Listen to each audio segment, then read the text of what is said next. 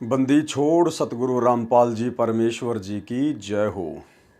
परम पिता परमात्मा सारी सृष्टि के रचनहार कुल मालिक असंख्य ब्रह्मांडों के स्वामी जगत गुरु तीनों लोकों में प्रवेश करके सबका भरण पोषण करने वाले राजाधिराज आत्माधार नाथों के नाथ देवों के देव महादेव सर्वेश्वर महेश्वर मृत्युंजय अजरो अमर आदि अनादि सनातनी प्रभु जगत पिता जगदीश्वर श्री श्री 1008 की उपाधि के वास्तविक अधिकारी अकाल मूर्त शब्द स्वरूपी राम वासुदेव सर्वगतम ब्रह्म परम पूज्य प्रथम पूज्य परम संत परम पुरुष परम धनी परम दयालु सत्य कबीर हक्का कबीर अल्लाहु अकबर बाखबर अल्लाह ताला जगत के तारणहार जगत के मुक्तिदाता जगत के जगन्नाथ हारे के सहारे हिंदुओं के राम मुसलमानों के अल्लाह सिखों के वाहिगुरु ईसाइयों के मसीह दया के सागर दयानिधि करुणा के सागर करुणानिधि स्वयंभू परिभू संकट मोचन कष्ट हरण मंगल करण दुख भंजन अविगत कबीर निर्विकार निर्विषम परमात्मा अलय अलेख सतगुरु आदि अनादि सतगुरु असली मर्यादा पुरुषोत्तम असली राम असली कृष्ण असली घनश्याम असली मुरारी राजाओं के राजा महाराजाओं के महाराजा शहंशाहों के शहंशाह सम्राटों के सम्राट भगवानों के भगवान अल्लाहों के अल्लाह मसीहाओं के मसीह सच्चे वाहिगुरु बाबाओं के बाबा पीरों के पीर सेठों के सेठ जगत सेठ सावड़सा सेठ सर्वगुण संपन्न अनंत कोटि कलाओं के स्वामी अनंत कोटि ब्रह्मांडों के नायक योगियों में महायोगी ध्यानियों में महाध्यानी सिद्धों में परम सिद्ध ज्ञानियों में तत्वज्ञानी ब्रह्म ज्ञानी महाज्ञानी परम ज्ञानी सर्वश्रेष्ठ ज्ञानी विज्ञानी युवा कबीर समरथ कबीर असमवात अमित ओजा सच्चे रहनुमा करीम अल्लाह सुभान अल्लाह दुनिया के अंतिम पैगंबर 8 सितंबर 1951 से गांव धनाना जिला सोनीपत हरियाणा भारतवर्ष की पवित्र भूमि पे प्रकट रियल कल्कि भगवान श्री नारायण साकार हरि श्री बाबा साहेब स्वयंभू संत श्रोमणी सतगुरु रामपाल जी परमेश्वर जी के चरण कमल में साध संगति से देश विदेश से जुड़े हुए हम सभी सत्सेवक भाई बहनों का अनंत कोटि दंडवत प्रणाम। सत्साही भाई और बहनों, बहुत बड़ी मेहर बहुत बड़ी दया सतगुरु रामपाल जी परमेश्वर जी की, जिनके विशेष वीआईपी आशीर्वाद से रजा से कृपा से आप और हम सभी भगत भाई बहन साध संगति से जुड़कर भक्ति मार्ग के गूढ़ रहस्यों से परिचित होते जा रहे हैं और गुरुदेव भगवान को अपना बाप मानकर अपना कबीर भगवान मानकर अपना इष्ट पूज्य देव मानकर उन्हीं के तत्व ज्ञान को आधार बनाकर उनके चरणों में अपनी आस्था को अपनी भक्ति को दृढ़ता की ओर लेकर जा रहे हैं। भाई और बहनों, ये सब कुछ इस कलयुग की बिचली पीढ़ी में सतगुरु रामपाल जी परमेश्वर जी के आशीर्वाद से साध संगति से जुड़कर ही संभव हुआ, क्योंकि ये साध संगति केवल परमात्मा कलयुग की बिचली पीढ़ी में ही रखवाते हैं, जीव को मौका देते हैं। साध संगति से जीव की उन सभी शंकाओं का निवारण होता है जो शंकाएं सतगुरुदेव भगवान के गूढ़ सांकेतिक सत्संगों को सुनकर नहीं हो पाता है। फिर साध संगति के माध्यम से परमात्मा अपनी आत्माओं को निमित्त बनाकर समारोह के माध्यम से भगत मिलन के माध्यम से या वर्तमान में जैसे परमात्मा ने विज्ञान दे दी वैज्ञानिक उपकरण दे दिए, तो जैसे हम लाइव आ रहे हैं इस प्रकार वीडियो बनाकर परमेश्वर अपने भक्तों को सद्बुद्धि देते हैं और परमेश्वर अपने उन गूढ़ सांकेतिक सत्संगों को हल्का करवाकर अपने बच्चों तक संदेशे पहुंचाते हैं। तो निसंदेह आज गुरुदेव के आशीर्वाद से साध संगति से ही हमें सतगुरु रामपाल जी भगवान की पहचान हो पाई है कि सतगुरु रामपाल जी कोई सामान्य संत या पुरुष नहीं हैं, कोई सामान्य व्यक्ति नहीं है। ये किसी माँ के गर्भ से जन्म लेकर जेल में लिपटकर आप और हमारी तरह दो कोटि के जीवों के माफिक माँ के गर्भ से बाहर नहीं आए हैं। ये स्वयंभू हैं, ये सर्व सृष्टि को उत्पन्न करने वाला परमेश्वर है। और इन्हें मानुष समझने की गलती यदि इनसे उपदेश लेने के बाद कोई करेगा तो वो व्यक्ति युगों युगों तक कुत्ते की योनि प्राप्त करेगा। कबीर गुरु को मानुष जो गिने कर चरणा अमृत को पान, ते नर नरक में जाएंगे, जन्म जन्म बने समान। वो कुत्ता बनेगा युगों युगों तक। और भाई और बहनों, कुत्ता बनने वाली प्रोसीजर से बाहर वर्तमान में सिर्फ सतगुरु रामपाल जी की मुट्ठी भर सतसेवक ही बाहर निकल पाए हैं। अन्यथा सतलोक आश्रमों से जुड़ी हुई 90% संगत, स्वयंभू सतगुरु रामपाल जी परमेश्वर जी का कलयुगी परिवार, आश्रम मैनेजमेंट, ये सभी लोग वर्तमान में भगत होकर भी, सारनाम तक लेकर भी, 20-20 वर्षों से साधना करके भी कुत्ते बनने वाली प्रोसीजर में ही आगे बढ़ रहे हैं। क्योंकि अभी तक इन लोगों के दिलो दिमाग से सतगुरु रामपाल जी परमेश्वर जी की मानुष वाली छवि बाहर नहीं निकल पाई है। ये संत जी को कबीर परमात्मा नहीं मानते हैं, पूर्ण ब्रह्म परमेश्वर नहीं मानते हैं।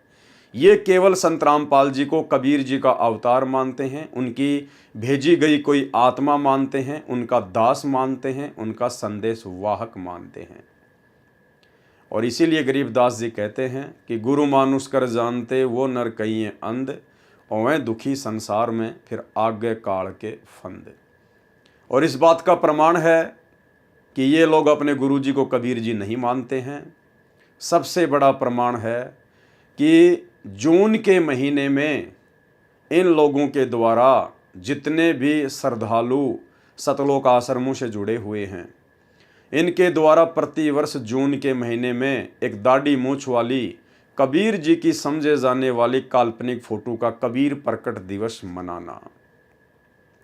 अगर इन्हें लगता है कि वर्तमान में वो कबीर सतगुरु रामपाल जी भगवान ही है, तो वर्तमान में जिंदा कबीर के धरती पर प्रकट रहते सहते उनसे उपदेश लेने के बाद फिर भला एक कागज की मुर्दा फोटो को कबीर मानकर, उस दाढ़ी मूंछ वाली फोटो को कबीर परमात्मा मानकर, फिर क्यों जून के महीने में उसका प्रकट दिवस मनाते हो? यदि आपने अपने गुरु को ही कबीर मान लिया तो फिर क्यों उस मुर्दा बेजुबान ना बोलने चलने वाली कागज की कबीर जी की समझे जाने वाली काल्पनिक फोटो को लॉकेट में डालकर अपने सीने से लगाए फिरते हो?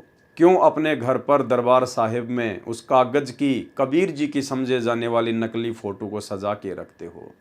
इसका मतलब आप लोगों ने अभी तक उस फोटो का पीछा नहीं छोड़ा है। आपकी आस्था उस नकली फोटो में अभी है, और जब तक आपकी आस्था उस कागज के टुकड़े में रहेगी, तब तक आप अपने गुरुजी को सौपन में भी कबीर परमेश्वर नहीं मान पाएंगे। और जब तक आप अपने गुरु को ही कबीर परमेश्वर नहीं मानेंगे, तब तक भक्ति करते करते भी आप जी कुत्ता बनने वाली ही प्रोसीजर में हैं। तो भाई और बहनों, बहुत बड़ी दया, बहुत बड़ी मेहर गुरुदेव भगवान की, जिन्होंने हमारी इस प्रकार की तमाम झूठी भ्रमणाओं को तोड़ दिया है साध संगति के माध्यम से। और हम जितने भी सत्सेवक भाई बहन हैं, हम अपने गुरुदेव सतगुरु रामपाल जी परमेश्वर जी के अलावा अपने घरों में, अपने दरबार साहिब में अन्य किसी की भी फोटो नहीं रखते हैं। हम केवल जयकारा भी अपने गुरुदेव भगवान का ही लगाते हैं, और इसके अलावा कबीर जी का लगाते हैं, क्योंकि स्वयं हमारे गुरुजी ही कबीर जी हैं, और वेदों में हमारे गुरुजी संत रामपाल जी का नाम कबीर जी हैं। नाम सत्य है, लेकिन वो दाढ़ी मूंछ वाली फोटो सत्य नहीं है, वो नकली है। और हम केवल ज्ञान को आधार बनाकर, गुरुदेव भगवान के हिसार जेल में रहते सहते घर को आश्रम बनाकर केवल अपनी भक्ति को निरंतर आगे बढ़ा रहे हैं। तो भाई और बहनों, ये बहुत बड़ी मेहर इस कलयुग की बिचली पीढ़ी में सतगुरु रामपाल जी परमेश्वर जी की विशेष वीआईपी रजा के बिना संभव नहीं है। और इस विशेष रजा के लिए हम गुरुदेव का जितना धन्यवाद करें उतना ही थोड़ा है। तो भाई और बहनों, आज सृष्टि रचना के माध्यम से क्रोथा कांड के रहस्यों को समझते हुए हमारा ये 6 नंबर का वीडियो है।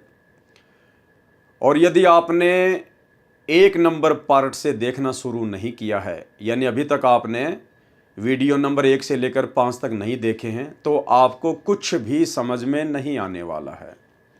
आप ये वीडियो देखकर अपना समय ही बर्बाद करेंगे। इसलिए आपसे प्रार्थना है, यदि आप समझना चाहते हैं वास्तव में पूरे षड्यंत्र को, पूरे घटनाक्रम को, क्रोथा कांड को, बरवाला कांड को, तो आप जी ने 1 नंबर पार्ट से वीडियो देखना शुरू करना चाहिए।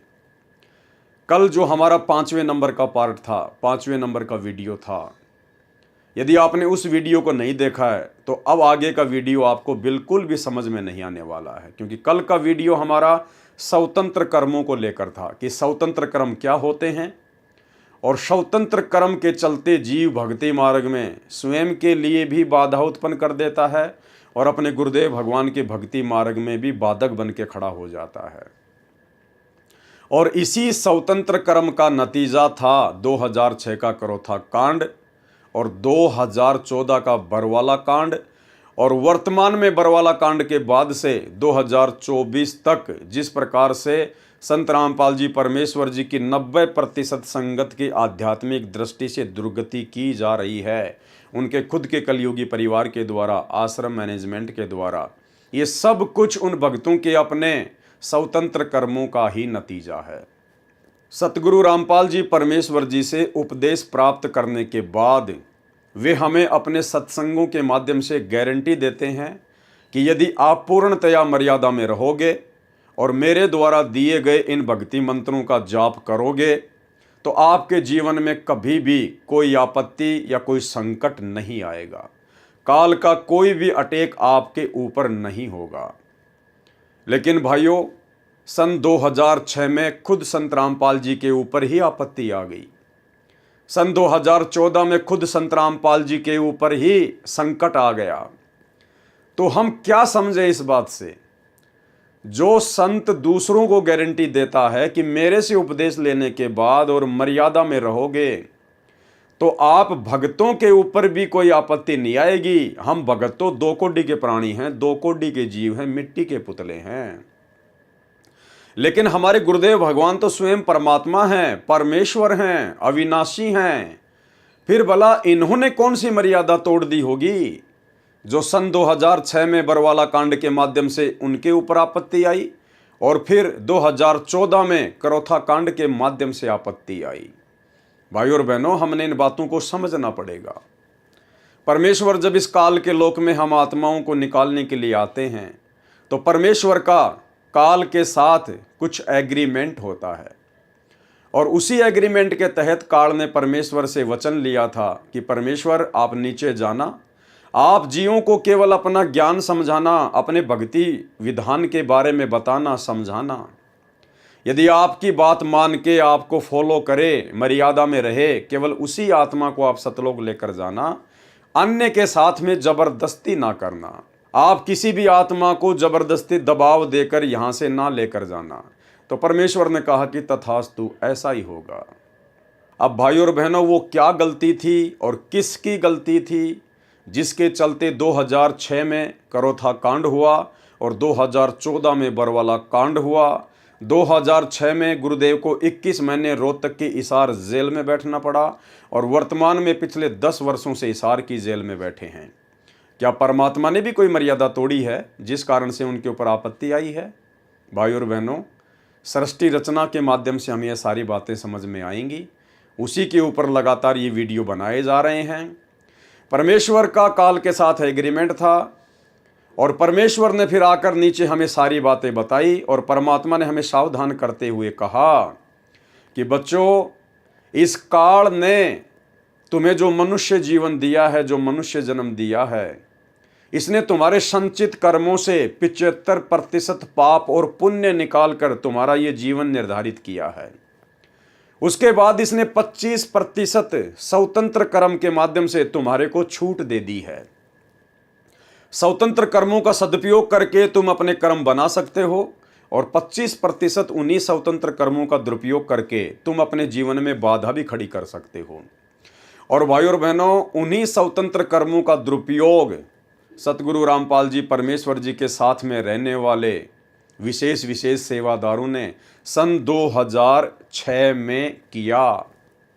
और परमात्मा का काल के साथ एग्रीमेंट है कि जब तक हंसा मेरी आना और काल लगे ना तेरा बाणा, कि हे काल, हे ज्योति निरंजन, जब तक मेरे से उपदेश प्राप्त भगत मेरी आन कान में रहेगा, मेरी तमाम मर्यादाओं में रहेगा, तब तक तेरा किसी भी प्रकार का कोई अटैक उनके ऊपर नहीं हो सकता। और अगर मर्यादा ही तोड़ देगा फिर तो कहना ही क्या। तो भाइयों और बहनों, उन सभी आत्माओं ने मर्यादा तोड़ी हुई थी, क्योंकि वो गुरु को परमात्मा नहीं मान पाई थी, गुरुदेव के तत्व ज्ञान को आधार बनाकर भक्ति नहीं कर रही थी, और उन्होंने बात बात पर गुरुदेव को सलाह देना शुरू कर दिया था।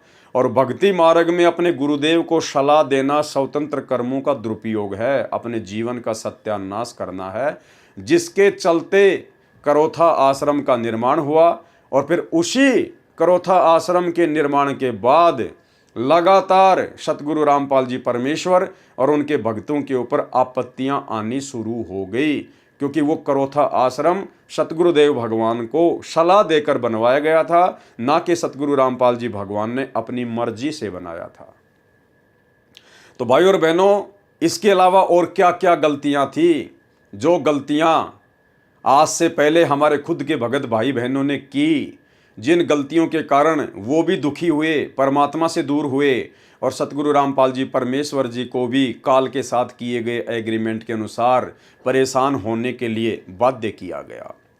हमने उन्हीं तमाम गलतियों से शिक्षा लेनी है। इतिहास इसीलिए पढ़ाया जाता है, और पढ़ाया जाता है कि इतिहास से शिक्षा लेकर हम अपने भविष्य में कोई गलती ना कर बैठें। करोथा कांड हो चुका है, उसका फैसला भी आ चुका है, सब कुछ क्लियर है, लेकिन हमने इस पूरे घटनाक्रम को अच्छे से देखकर, सोचकर, समझकर शिक्षा लेनी है कि हम निकट भविष्य में इस भक्ति मार्ग में उन भगत भाई बहनों की तरह आगे कोई गलती ना कर बैठें, जिसके चलते हमारे भी जीवन का सत्यानाश हो और हमारे गुरुदेव भगवान की भी दुनिया में बदनामी हो। तो अब हम चलते हैं करोथा कांड का रहस्य नामक पुस्तक के पेज नंबर 43 के ऊपर, और इस पुस्तक के ऊपर आज हमारा ये लास्ट वीडियो है। उसके बाद अगला वीडियो कल रात्रि 9 बजे बरवाला कांड के ऊपर होगा। ठीक इसी प्रकार हम लोग बरवाला कांड को भी समझने का पूरा प्रयास करेंगे, तथ्यों के साथ, परमाणु के साथ में। मिथ्या आरोप, यानी जब करोथा कांड हो गया था, गुरुदेव भगवान रोहतक की जेल में चले गए थे, उसके बाद में प्रिंट मीडिया और इलेक्ट्रॉनिक मीडिया के माध्यम से तमाम प्रकार की खबरें निकाली गई, कुछ झूठी तो कुछ सच्ची। क्या थी? मिथ्या आरोप लगाया गया पुस्तक के लेखक के अनुसार सतलोक आश्रम के ऊपर। आश्रम में लिफ्ट थी, सुरंग थी, वह सुरंग में कैमरे लगे हुए थे, प्रवचन स्टेज व एसी गाड़ियां मिली। झूठ छपा, आश्रम में सुरंग और सुरंग में कैमरे। दैनिक भास्कर 15 जुलाई 2006 को पुस्तक के लेखक के अनुसार ये बिल्कुल गलत छपा था। सच क्या छपा था? सुरंग नहीं, सबवे, यानी आश्रम में जिसे सुरंग का नाम दिया जा रहा था वो सुरंग नहीं, बल्कि वो एक अंडरपास था, वो एक सबवे था जो आश्रम के नीचे बनाया गया था, एक रास्ता। सुरंग नहीं, सबवे, जो एक कमरे को दूसरे कमरे से जोड़ने का माध्यम मात्र है। सुरंग के नीचे 10 तो क्या, एक भी कमरा नहीं है। पंजाब केसरी 19 जुलाई 2006 को प्रकाशित हुआ। प्रमाण है, न भूमिगत कमरे न आपत्तिजनक सामग्री, हरिभूमि 19 जुलाई 2006। टिप्पणी, सतलोक आश्रम करोथा लगभग 4-5 एकड़ में बना हुआ है, जहां पर हजारों श्रद्धालुओं के सत्संग सुनने की व्यवस्था है, जो सत्संग के दौरान श्रद्धालुओं से खचाखच भरा रहता है, इसके लिए कि आश्रम में ज्यादा श्रद्धालु बैठ सकें। एक नई दूसरी स्टेज बनाई गई जो महाराज जी के विश्रामालय से काफी दूर थी, और भीड़ में स्टेज तक जाने का कोई और जरिया न देखते हुए आश्रम में बंदी छोड़ भक्ति मुक्ति ट्रस्ट ने, यानी आश्रम के सेवादारों ने, आश्रम के भक्तों ने जमीन के नीचे से एक गलियारा सबवे बनाया, ताकि श्रद्धालुओं की भीड़ को भी परेशानी न हो, और सतगुरु रामपाल जी महाराज को भी यह गलियारा सतगुरुदेव के विश्राम करने वाले स्थान से सीधा प्रवचन के स्टेज तक जाता है, और वहां से भक्तों ने अपने गुरुदेव जी को ज्यादा कष्ट न हो ये समझते हुए लिफ्ट वाला आसन लगा दिया। भाइयों और बहनों, कल आपने स्वतंत्र कर्मों को लेकर वीडियो पढ़ा था। ये 2 गलतियां करोथा आश्रम मैनेजमेंट ने, बड़े बड़े भक्तों ने, उन्हीं स्वतंत्र कर्मों का ज्ञान को आधार ना बनाकर दुरुपयोग किया और उन भक्तों के द्वारा इस प्रकार से स्वतंत्र कर्मों का दुरुपयोग करने के चलते करोथा कांड के बाद में यही सब बातें मीडिया के माध्यम से गुरुदेव भगवान की और शतलोक आश्रम करोथा की बदनामी का कारण बना। क्या लिखा जा रहा है भगत विजय दास के द्वारा, जिसने पुस्तक लिखी है कि आश्रम में बंदी छोड़ भक्ति मुक्ति ट्रस्ट ने, अब बंदी छोड़ भक्ति मुक्ति ट्रस्ट तो एक डॉक्यूमेंट्स है, एक नाम है। वो बंदी छोड़ भक्ति मुक्ति ट्रस्ट जो 4 अक्षर हैं वो थोड़े ना सव्य बनाएंगे, वो तो कागज के टुकड़े हैं। तो बंदी छोड़ भक्ति मुक्ति ट्रस्ट ने, इसका मतलब है कि आश्रम के मैनेजमेंट ने, आश्रम में रहने वाले विशेष भक्तों ने, सेवादारों ने, जो गुरुदेव के साथ में रहते थे, उन लोगों ने अपनी मनमानी करते हुए अपनी सोच आधार से आश्रम में बंदी छोड़ भक्ति मुक्ति ट्रस्ट ने जमीन के नीचे से, करोथा आश्रम के नीचे से एक गलियारा सबवे बनाया ताकि श्रद्धालुओं की भीड़ को भी परेशानी न हो। और सतगुरु रामपाल जी महाराज जी भी ये गलियारा सतगुरुदेव के आराम करने वाले स्थान से सीधा प्रवचन के स्टेज तक जाता है। इन्होंने जमीन के नीचे एक सबवे बनाया, एक सुरंग टाइप एक गलियारा बनाया जो नीचे ही नीचे एक कमरे से दूसरे कमरे को जोड़ता है। और वो इन्होंने इसलिए बनाया, ये सोचकर बनाया कि जब गुरुजी अपने आराम करने वाले स्थान से भक्तों के लिए सत्संग करने के लिए स्टेज पर आएंगे तो गुरुजी को भक्तों के बीच से होके आना पड़ेगा। यानी जैसे माइया और भगत अलग अलग बैठते हैं आश्रम में, तो बीच में कम से कम 10 से 12 फुट की गैलरी होती है आने जाने के लिए। तो सतलोक आश्रम करोथा मैनेजमेंट ने यह सोचकर कि गुरुजी को भक्तों के बीच से ना आना पड़े, गुरुजी सीधे अंडरग्राउंड तरीके से अपने कमरे से और स्टेज तक आ जाएं। और फिर इन्होंने और क्या गलती कर दी, जमीन के नीचे से स्टेज तक आने के लिए इन्होंने एक लिफ्ट बना दी कि गुरुजी नीचे से लिफ्ट में बैठकर सीधे अपने प्रवचन वाले स्टेज पर आ जाएं। भाई और बहनों, इसकी कोई आवश्यकता नहीं थी, कोई आवश्यकता नहीं थी इसकी। ये स्वतंत्र कर्म था, स्वतंत्र कर्म, जिसकी छूट हमें काल भगवान ने दी है कि बेटा स्वतंत्र कर्म का सदुपयोग करेगा तो भक्ति बनेगी, दुरुपयोग करेगा तो भक्ति बिगड़ेगी। अरे ये तो बहुत अच्छी बात थी भाई, 4 या 5 एकड़ में पूरा आश्रम फैला हुआ है और मुश्किल से जहां पर गुरुजी आराम करते हैं वहां से जब गुरुजी सत्संग करने के लिए स्टेज पर आते हैं तो मुश्किल से 70 से 80 या 90 मीटर की दूरी गुरुदेव को चलकर तय करनी होती है। कितनी दूरी तय करनी होती है? लास्ट 100 मीटर की दूरी मान लीजिए आप। जहां पर गुरुदेव के आश्रम करने की जगह है वहां से लेकर प्रवचन करने की जगह मुश्किल से 100 मीटर की। और यदि वो जमीन के नीचे गलियारा नहीं बनाया जाता, सुरंग नहीं बनाई जाती, तो गुरुदेव क्या करते? गुरुदेव सत्संग में पांडाल के बीच से होकर आते, अपने भक्तों के बीच से होकर आते। अरे ये तो बहुत अच्छी बात थी, ये तो बहुत अच्छी बात थी। भाई बहनों को अपने गुरुदेव भगवान के दर्शन करने को मिलते, परमात्मा के दर्शन होते आते समय भी और जाते समय भी, भक्तों के भाव बनते, कोई दंडवत करता, कोई हाथ जोड़ के खड़ा होता। ये तो बहुत अच्छी बात थी भाई। गुरुदेव को इतना छुपाया क्यों जा रहा है? वो परमात्मा तो अपनी आत्माओं के लिए आता है, उनसे प्यार करने के लिए आता है, उनकी देख रेख के लिए आता है। और हम भी तो आश्रम में इसीलिए जाते हैं कि गुरुदेव के हमें दर्शन हो सकें, अन्यथा सत्संग तो सबके घर में है। आश्रम में केवल उनके दर्शनों के लिए जाते थे भगत, उनके मुख कमल से सत्संग सुनने के लिए जाया करते थे। तो ये इन लोगों का मनमाना आचरण था स्वतंत्र कर्मों के तहत, अन्यथा 100 मीटर की दूरी कोई ज्यादा नहीं होती है। अरे परमात्मा तो गांव गांव जाकर सत्संग किया करते थे भाई। वहां पर तुमने कौन सा जमीन के नीचे सुरंग बना रखी थी कि हमारे गुरुजी को कोई देख ना ले, गुरुजी को कोई बाधा ना हो जाए? ये केवल इन भक्तों की अपनी सोच थी। जबकि सतगुरु रामपाल जी भगवान तो करोथा आश्रम बनने से पहले बसों में बैठकर उनको बैठने के लिए सीट भी नहीं मिलती थी। एक समय सन 1994 के आसपास में सतगुरु रामपाल जी भगवान राजस्थान के माउंट आबू में सत्संग करके वापस आ रहे थे। उस समय उनके पास में अपना कोई भी साधन नहीं था।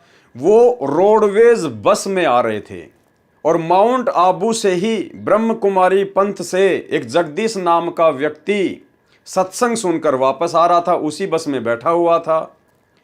उसने देखा कि सतगुरु रामपाल जी बस का ऊपर का जो सरिया है, जो रेलिंग है, उसको पकड़कर खड़े हुए थे। बस खचाखच भरी हुई थी। परमात्मा ने उस भगत से बातचीत करनी चाहिए। उस भगत ने कहा कि मैं तो माउंट आबू से आ रहा हूं, ब्रह्म कुमारी पंथ से। गुरुदेव भगवान ने कहा कि बेटा उस पंथ में कुछ भी नहीं है, वो काल का पंथ है। अगर वास्तव में तेरे को सत्य ज्ञान चाहिए, मुक्ति चाहिए, तो मैं करोथा आश्रम में रहता हूं, वहां पर आ जाना।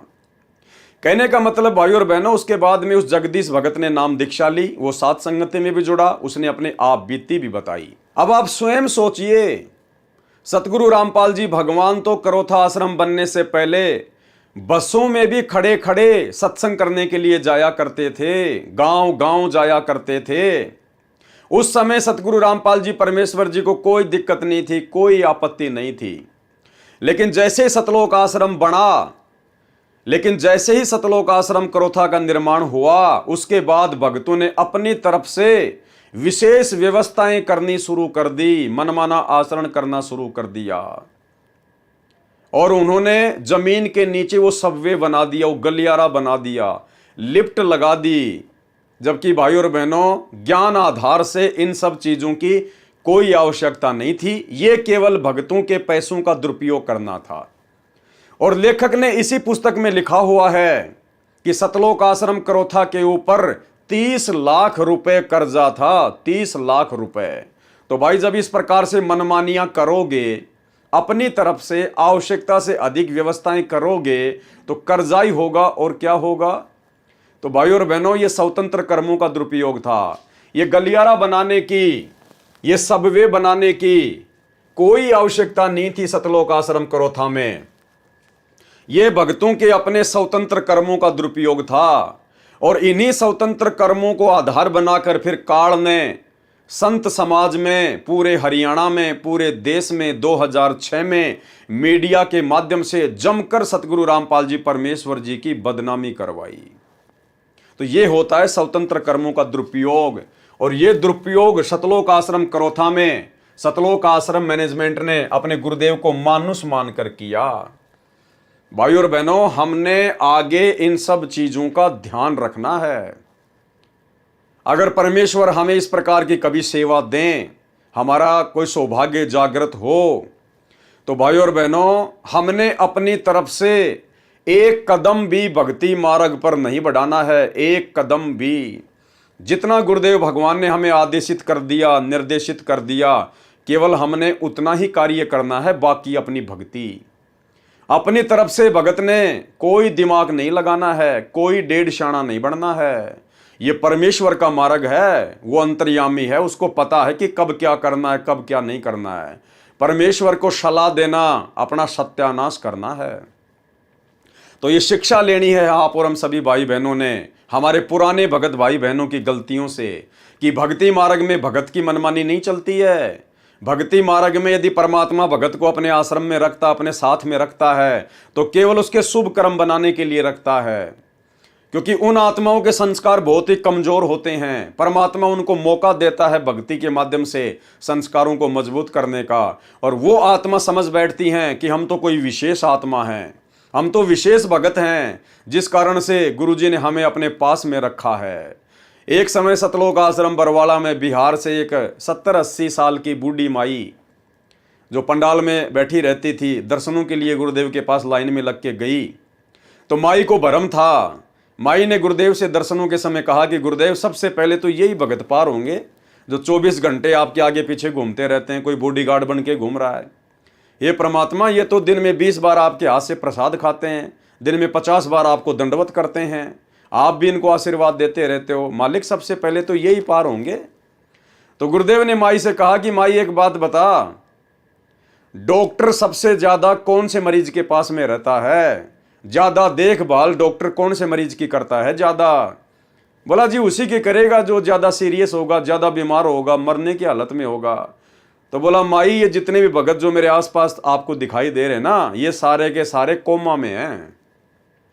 आध्यात्मिक दृष्टि से ये तुम सबसे ज्यादा बीमार हैं। अगर मैं इनको अपने पास में ना रखूं तो काल इनको कब का उठा ले जाए, इनके संस्कार इतने कमजोर हैं। तो भाई और बहनों, हमने केवल अपने भगवान को देखकर और ज्ञान को देखकर ही भक्ति करनी पड़ेगी। भक्तों को देखकर भक्ति नहीं होती है कि ये भगत तो गुरु जी के साथ 24 घंटे रहता है, ये तो गुरु जी की गाड़ी चलाता है, ये तो गुरु जी के कपड़े साफ करता है, मैं इसके साथ रहूंगा तो मुझे लाभ मिलेगा, मुझे ज्ञान हो जाएगा। उल्टा नीचे गिरोगे भक्ति मार्ग में।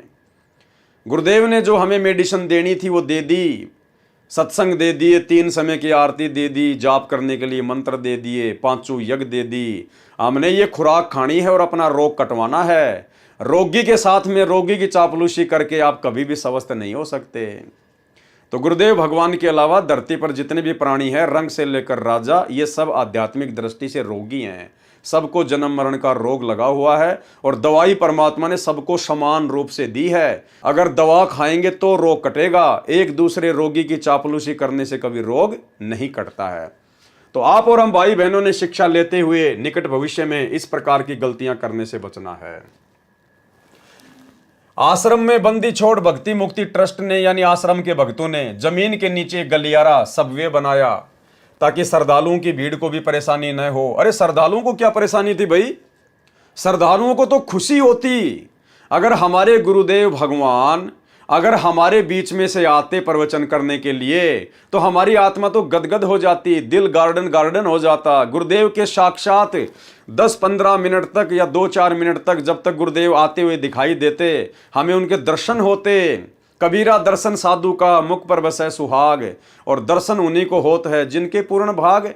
अरे ये तो हमारा परम सौभाग्य होता, उन आत्माओं का परम सौभाग्य जो उस समय थी, जो अपने गुरुदेव के 2 मिनट तक, जब तक वो 100 मीटर की दूरी पार करके आते, सबको आशीर्वाद देते हुए आते, कितना अच्छा लगता, सबकी आत्मा गदगद हो जाती। तो इसमें श्रद्धालुओं को दिक्कत कहाँ होनी थी? इसमें भक्तों को दिक्कत कहाँ होनी थी जो आप लिख रहे हैं? बोल रहे हैं कि हमने वो नीचे अंडरग्राउंड में वो गलियारा बनाया ताकि भक्तों को दिक्कत ना हो। अरे भगत कौन सा उस गलियारे में जाते थे, कौन सा उस गलियारे का यूज करते थे? और गुरुदेव हमारे बीच में से आते, सत्संग के बीच में से आते, कितना अच्छा लगता, कितने हमारे पुण्य बढ़ते उनके दर्शन करने से।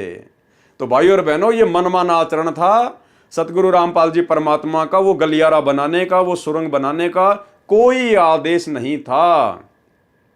इस परमेश्वर को चलने फिरने में कोई दिक्कत नहीं है। दुनिया बूढ़ी हो सकती है, दुनिया रोगी हो सकती है, दुनिया के हाड़ घोड़े ढीले हो सकते हैं, इस परमेश्वर के नहीं।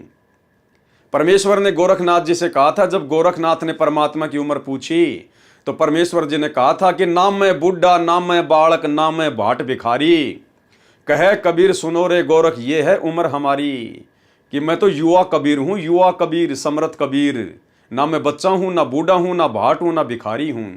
तो भाई और बहनों, सतलोक आश्रम करोथा में जमीन के नीचे वो सुरंग बनाना, वो गलियारा बनाना, सबवे बनाना और सुरंग वगैरह बनाना, ये सब कुछ अपनी तरफ से मनमानियां थी, स्वतंत्र कर्मों का दुरुपयोग था, जो आगे चलकर सतगुरु रामपाल जी भगवान की बदनामी का कारण बना। आश्रम में बंदी छोड़ भक्ति मुक्ति ट्रस्ट ने जमीन के नीचे एक गलियारा सबवे बनाया ताकि श्रद्धालुओं की भीड़ को भी परेशानी न हो, और सतगुरु रामपाल जी महाराज को भी ये गलियारा सतगुरुदेव जी के आराम करने वाले स्थान से प्रवचन करने के स्टेज तक जाता है, और वहां से भक्तों ने अपने गुरुदेव जी को ज्यादा कष्ट न हो ये समझते हुए लिफ्ट वाला आसन लगा दिया। मतलब गुरुदेव भगवान को नीचे अंडरग्राउंड से ऊपर स्टेज तक आने में ये कह रहे हैं कि कोई कष्ट ना हो, कोई संकट ना हो, कोई दुविधा ना हो। अरे अगर भाई साहब आप लोग अगर इतने ही गुरुदेव के प्रति चिंतित हो तो गुरुदेव उसके बाद 21 महीने रोहतक की जेल में बैठे, आपने कौन सी सुविधा उनको आपने उपलब्ध करवा दी? तुम्हारी मनमानियों के कारण गुरुदेव भगवान को दुखी होना पड़ा 21 महीने रोहतक जेल में। तुमने क्या सुविधा दी उनको? आज पिछले 10 साल से परमात्मा 10-12 की एक कोठड़ी में रोहतक जेल में बैठे हुए हैं, तुम लोगों ने क्या सुविधा दी उनको? तो भाई और बहनों, ये सारा का सारा मनमाना आचरण था जो आगे चलकर संत की बदनामी का कारण बना। और साथ में पौड़ी भी बनवा दी। अब बताओ, लिफ्ट भी बनवा दी और पौड़ी भी बनवा दी। भैया कोई बिल्डिंग बना रहे थे क्या? कोई अपार्टमेंट बना रहे थे क्या? जब आपने पौड़ियां बनवा दी, जब आपने सीढ़ियां बना दी, तो फिर सुरंग बनाने की जरूरत क्या थी? मुश्किल से 20 से 25 सीढ़ियां चढ़ के ऊपर आना होता था। अरे वो 20 से 25 सीढ़ियां ऊपर चढ़ के तो सतगुरु रामपाल जी भगवान 2010 से 2014 तक बरवाला आश्रम में भी तो आ रहे थे। अरे बरवाला आश्रम में भी तुमने उसी प्रकार से सब कुछ बनवा रखा है, लेकिन बरवाला आश्रम में ना तो तुमने जो है कोई लिफ्ट बनाई, ना तुमने कोई गलियारा बनाया। तो बरवाला आश्रम में भी तो उसके बाद गुरुजी पौड़ियां चढ़ के आते थे, तो बरवाला आश्रम में भी लिफ्ट लगवा देते गुरुदेव भगवान के लिए। लेकिन बाद में फिर सतगुरु रामपाल जी भगवान ने मना कर दिया कि नालायकों, तुम्हारी एक मनमानी के कारण, तुम्हारी 2006 की गलती के कारण समाचार पत्रों में इस कबीर परमात्मा की कितनी बेइज्जती हुई है, कितनी बदनामी हुई है। आगे से ऐसी गलती ना करना। लेकिन उसके बावजूद भी इन्होंने और अन्य प्रकार की बहुत गलतियां सतलोक आश्रम बरवाला में की, जिसके ऊपर हम कल रात्रि 9 बजे से वीडियो बनाकर चर्चा करेंगे। और साथ में पौड़ी भी बनवा दी, सीढ़ियां भी बनवा दी, ताकि एक विकल्प रहे। अगर कभी लिफ्ट खराब हो जाए तो सीढ़ियों से गुरुजी ऊपर चढ़ के चले जाएं। अरे तो दिक्कत तो हो ही गई। मान लीजिए किसी दिन लाइट नहीं आई, तो क्या गुरुजी प्रवचन नहीं करेंगे? उस दिन भी तो गुरुजी को लिफ्ट के बजाय सीढ़ियों से जाना पड़ेगा। तो क्या काम आई तुम्हारी लिफ्ट? तो ये मनमाना आचरण था भाई और बहनों। और परमात्मा के मार्ग में मनमाना आचरण नहीं चलता है। ये कोई सामान्य संत नहीं है, कोई सामान्य कोई काल का पंथ नहीं है। ये पूर्ण ब्रह्म परमात्मा है, सर्व सृष्टि का रचनहार है। और इसको ना समझ पाने के चलते ही जीव इस प्रकार की काल प्रेरणा से गलतियां कर बैठता है, जो गलतियां आगे चलकर जीव के लिए भी घातक होती हैं और सतगुरु के मार्ग में भी बाधा उत्पन्न कर देती हैं। सत्संग करने वाली स्टेज पर तीनों तरफ शीशे लगा रखे हैं, ताकि महाराज जी श्रद्धालुओं को तीनों तरफ से नजर आए। रात्रि सत्संग के समय सत्संग करने की स्टेज वाली शीशे की कुटिया में 500 वाट की ट्यूब रोशनी के लिए लगाई है, ताकि श्रोताओं को संत रामपाल जी महाराज स्पष्ट दिखाई दें।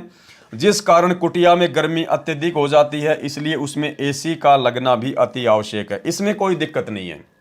अच्छी रोशनी करना और गुरुदेव भगवान आराम से सत्संग करें, उसके लिए एसी लगाना, ये नॉर्मल बात है। इसमें कोई बड़ी बात नहीं है, बहुत अच्छा काम है। लेकिन वो लिफ्ट बनाना खाली 20-30 सीढ़ियों के लिए और खाली 100 मीटर की दूरी मुश्किल से तय करने के लिए सुरंग बना देना, यह समझदारी नहीं थी। इसलिए उसमें एसी का लगना भी अति आवश्यक है। वास्तविकता तो यह है, अब आप स्वयं विचार करें कि इसमें एसी कौन सी चीज है जो पुलिस नहीं जानती। आगे चलिए भाई और बहनों, फिर क्या न्यूज छपी? मिथ्या आरोप, ये संत है 400 कैंटर का मालिक। अखबारों में उसके बाद में न्यूज आई कि संत रामपाल जी 400 ट्रकों का मालिक है। कैंटर यानी बड़े बड़े जो ट्रक आते हैं, जो मालगाड़ी जैसे ट्रोले, कि संत रामपाल जी के पास में 400 कैंटर हैं, इनका ट्रांसपोर्ट का काम है। अब वो क्या था ट्रांसपोर्ट का काम, क्या थे वो कैंटर, किसके वो कैंटर थे, ये यहां पर लिखा गया है।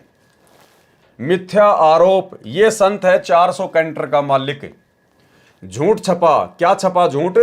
नया खुलासा, पूना में है ट्रांसपोर्ट का कारोबार। दैनिक भास्कर 17 जुलाई 2006 में टिप्पणी की है लेखक ने। यह खबर भी बिल्कुल गलत व झूठी है। संत रामपाल जी महाराज का ट्रांसपोर्ट तो क्या किसी भी प्रकार का कोई कारोबार नहीं है, जिसकी जांच पुलिस प्रशासन ने भी अच्छी तरह से कर ली है और आगे भी कभी भी कर सकती है। लेकिन कम से कम बिना जांच किए ही ऐसी निराधार खबर तो नहीं छापनी चाहिए। इसमें चाहे प्रशासन हो या मीडिया, ये सब उनके कर्तव्य के अनुरूप तो नहीं है और ऐसे जनता के साथ खिलवाड़ हो रहा है। अब क्या लिख रहा है लेखक? पूना में, यानी महाराष्ट्र शहर के पूना में सतगुरु रामपाल जी महाराज का एक शिष्य है, जिसका ट्रांसपोर्ट का कारोबार है। अब यदि शिष्य की ट्रांसपोर्ट को ही संत जी की ट्रांसपोर्ट बोलते हैं, फिर तो ऐसे भगत भी हैं जिनकी एक छोटी सी दुकान ही थी और उस दुकान को ही शरारती तत्वों ने 11-12 जुलाई 2006 को आग लगाकर जला दी। अच्छा हुआ कि यह खबर नहीं आई कि जो दुकान जली है, हो सकता है उसमें संत रामपाल जी का हिस्सा हो। भाई और बहनों, असल में मामला क्या है, जब सतगुरु रामपाल जी भगवान महाराष्ट्र के पूना में सत्संग करने गए थे, तो वहाँ किसी भगत को उनका ज्ञान समझ में आ गया। भगत ने नाम उपदेश ले लिया, पूरे परिवार में केवल अकेले ने। घर वालों ने काफ़ी विरोध किया, लेकिन उसने एक नहीं सुनी। उस भगत का एक ट्रक था, एक गाड़ी चलती थी ट्रांसपोर्ट में, और जैसे ही नाम लिया कुछ दिनों बाद में उसकी गाड़ी का एक्सीडेंट हो गया। गाड़ी का इंश्योरेंस भी नहीं था। वो काफ़ी मुसीबतों में आ गया। घर वालों ने कहा कि रे भाई, तूने क्या नाम दीक्षा ले ली, तेरा तो सारा कारोबार ही बंद हो गया। लेकिन उस भगत ने बिल्कुल भी परवाह नहीं की। घर वालों को कह दिया, मैं ये नाम नहीं छोड़ सकता, भले मेरा सब कुछ बर्बाद क्यों ना हो जाए। ये कारोबार तो मेरा फिर से सेट हो जाएगा, लेकिन जो चीज़ मुझे मिल चुकी है वो मुझे जीवन में दोबारा प्राप्त नहीं होगी। भगत का नाम था रविंद्र ढाका। उस भगत की ऐसी दृढ़ता देखकर अंतर्यामी परमेश्वर जी ने दया बख्शी, और उसके बाद उस भगत का बहुत ही अच्छा काम निकल पड़ा। उस एक्सीडेंट वाली स्थिति से भी वो बाहर निकल गया, और वर्तमान में कम से कम उसके पास में 500 गाड़ियां हैं, 500 बड़े बड़े ट्रक हैं, कैंटर, और पूना में उसका ट्रांसपोर्ट का काम है। नाम है रविंद्र ढाका।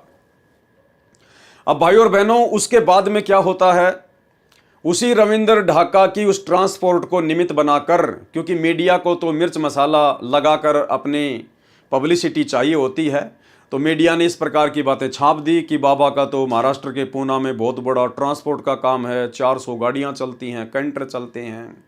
चलो, ये मीडिया का काम है, कोई बड़ी बात नहीं है। इस प्रकार की झूठी खबरें तो लोग छापते ही रहते हैं। अब 2014 का फिर बरवाला कांड हुआ, और बरवाला कांड होने के 7-8 महीने तक संगत में किसी भी प्रकार की पैसे की कोई सेवा नहीं चली थी। बरवाला कांड के 7-8 महीने के बाद में सतलोक आश्रम मैनेजमेंट हरियाणा ने संगत से पैसा ऐंठना शुरू किया था गुरुदेव के आदेश की आड़ में।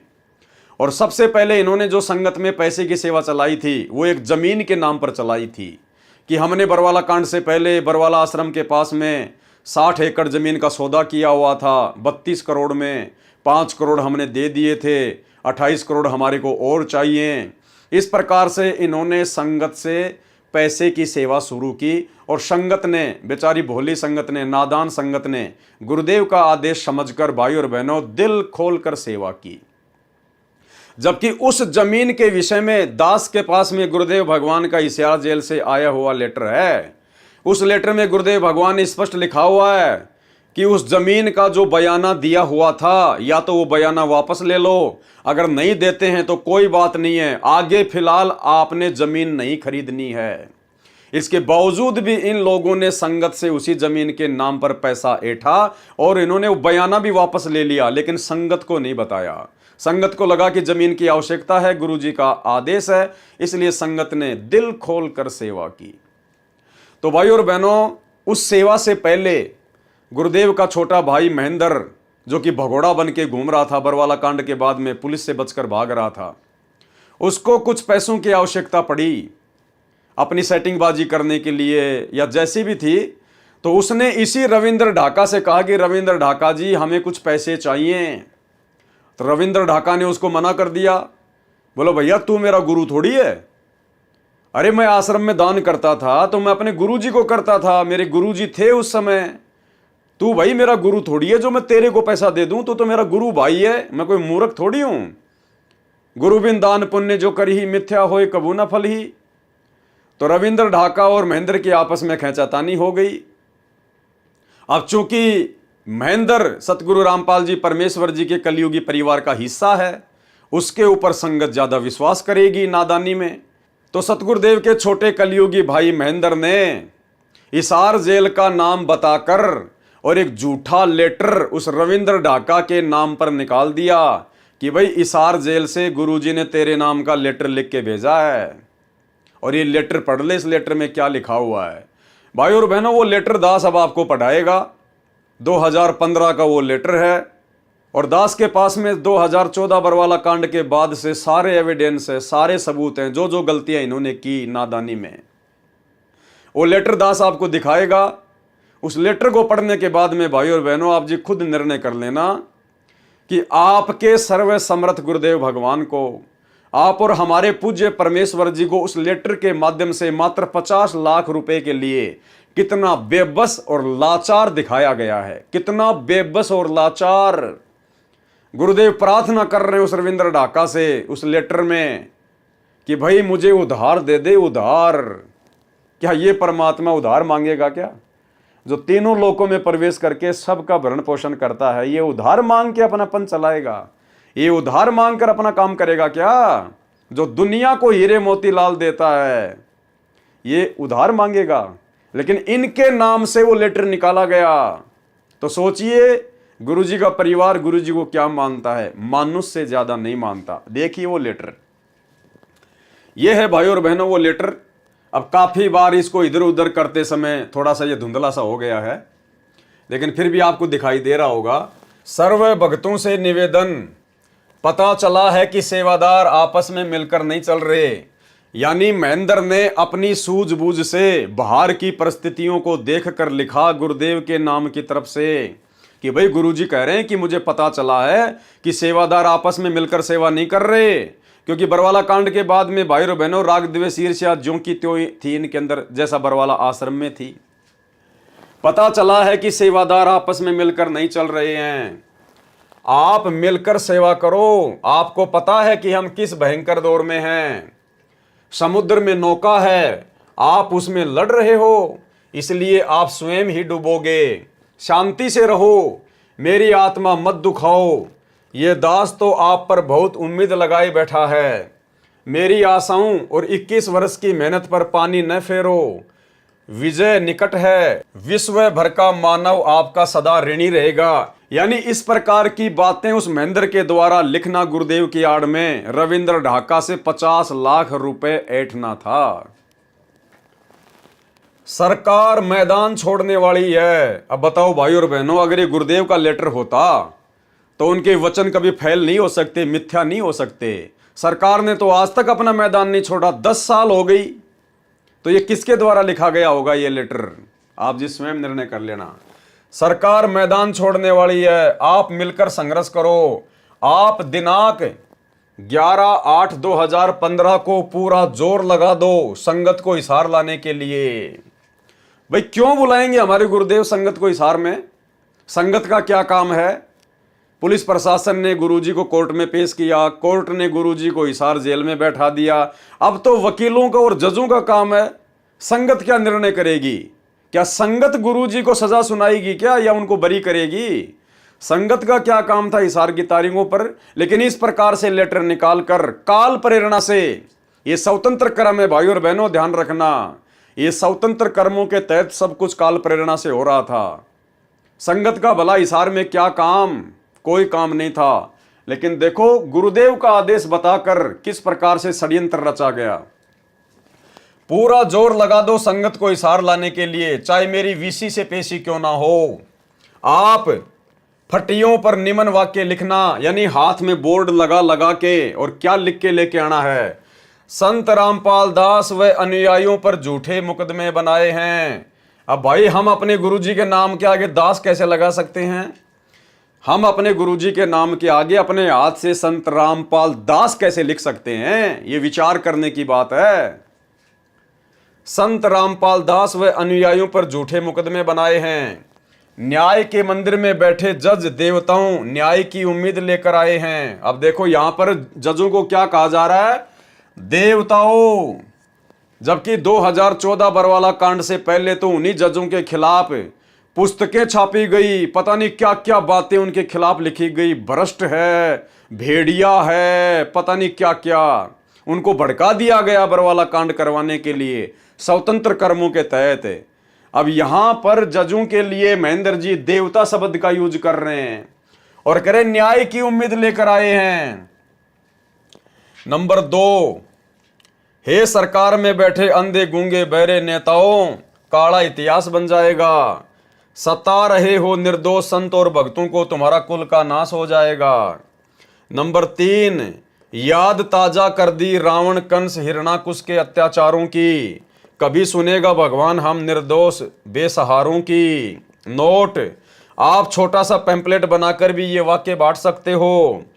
30/7/2015 को, 31/7/2015 को यदि आप उचित समझें तो ऊपर लिखे वाक्यों को पंपलेट उसमें यह लिखकर कि कृपया जाने बरवाला की घटना का सच, पुस्तक बरवाला कांड की घटना की सच्चाई से आप हिसार कोर्ट से सब जजों के कार्यालय में ये पंपलेट तथा पुस्तक बरवाला की घटना की सच्चाई बांट सकते हैं। डरना नहीं है, कुछ बहनें भी इस कार्य को कर सकती हैं, जिनको जेल भी जाना पड़े तो कोई परेशानी न हो। देखो, परमात्मा इस प्रकार से नहीं करवा सकते अपने बच्चों से भाई और बहनों, और ना परमात्मा ये लिखेंगे कि जेल जाना पड़ जाए तो कोई दिक्कत नहीं है, क्योंकि जेल तो हो चुकी गुरुदेव भगवान को, जो होना था वो तो हो गया। अब भगत उसमें क्या कर सकते हैं? भगत केवल गुरुदेव का ज्ञान प्रचार कर सकते हैं, बैठ के अपनी भक्ति कर सकते हैं। बहनें तथा ऐसे ही भगत भाई, निडर होकर यह पुस्तक जजों की मेज पर रखो। पंपलेट में आप ये वाक्य भी लिख सकते हो कि फटियों तथा बैनरों पर प्रिंट कर रखे हैं। पुस्तक बरवाला की घटना की सच्चाई जो पहले छपा रखी है वह भी चलेगी, तथा बाद में भविष्यवाणियां लिखने को कहा था वह भी चलेगी। भिवानी वाले भक्तों से कहो कि वे आपसी खींचातानी करके कर्म खराब न करें। बहन अनीता को कहो कि वह अपने पति को कुछ भी कार्यक्रम की जानकारी ना दे। आप भगत नानक भिवानी वाले को न बदलें, क्योंकि बात तो अनीता का पति खराब कर रहा है। उनको अपने कार्यक्रम की जानकारी ना दें। यदि आप समझे कि कोऑर्डिनेटर बदलना अनिवार्य है तो बदल दें। यानी सब कुछ गुरुजी के नाम की आड़ में महेंद्र कर रहा था। सब कुछ, किसको बदलना है, किसको चेंज करना है, संगत में आपस में कौन राग द्वेष कर रहा है, किसको हटाना है, किसको लगाना है। जो हाई कोर्ट चंडीगढ़ में अर्जी लगानी है मुकदमा नंबर 429, 430 वापस तथा 428 की धारा तुड़वाने की, वे 1/8/2015 से पहले डालकर प्रोसीडिंग स्टे प्राप्त करें। भगत सतदेव से पूछकर वकील RS हुड्डा की हिसार केसों की फीस केवल मेरे वकालतनामे की ही दें। अब देखिए, आ गया भगत रविंद्र का नाम यहाँ पर भाई और बहनों, उसी रविंद्र ढाका का नाम आ गया जिसके 500 कैंटर चलते हैं। अब गुरुदेव की तरफ से उस महेंद्र ने क्या लिखा है, आप जी खुद विचार कर लेना ज्ञान आधार से। क्या हमारे गुरुदेव भगवान इस प्रकार से अपनी लाचारी जाहिर करेंगे?